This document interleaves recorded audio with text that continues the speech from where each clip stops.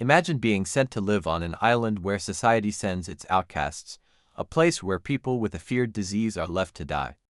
Would you go? And if you did, would you choose to stay, even if it meant you'd never leave?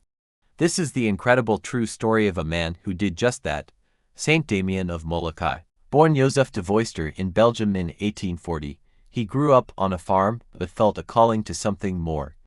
At 19, he joined a religious congregation and took the name Damien. His life took a dramatic turn when his brother, who was supposed to go on a mission to Hawaii, fell ill. Damien volunteered to go in his place. He arrived in Honolulu in 1864 and began his work as a priest on the Big Island. But his true destiny lay on another island, Molokai. At the time, people with leprosy, now known as Hansen's disease, were forcibly sent to a settlement called Kalapapa. They were completely cut off from the world, living in squalor and despair. In 1873, Damien volunteered to go to Molokai. His assignment was meant to be temporary, just a few months.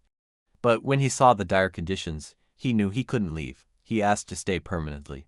This was a man who didn't believe in serving from a safe distance. He lived right alongside the people he served. He touched their wounds, ate with them, and even shared a pipe with them. He wasn't afraid. Damien became a whirlwind of activity.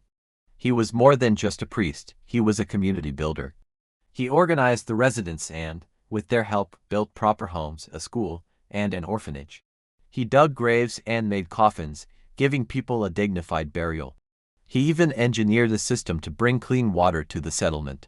He wasn't just tending to their souls, he was fighting for their lives. He became their fiercest advocate, writing letter after letter to the authorities in Hawaii, demanding more resources, better food, and medical supplies.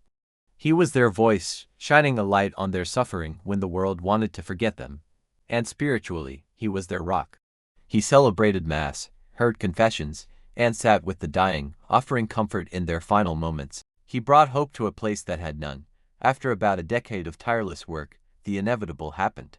In 1884, Damien began showing symptoms of leprosy himself.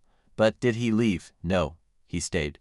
He famously began a sermon by saying, "We, lepers," fully identifying with the community he loved.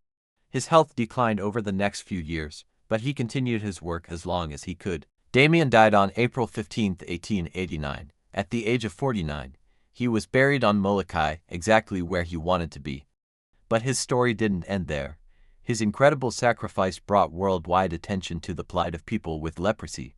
Though some tried to tarnish his name after his death, his legacy of selfless love and compassion only grew stronger. The famous author Robert Louis Stevenson even wrote a powerful defense of his character. In 2009, he was officially recognized as a saint by the Catholic Church.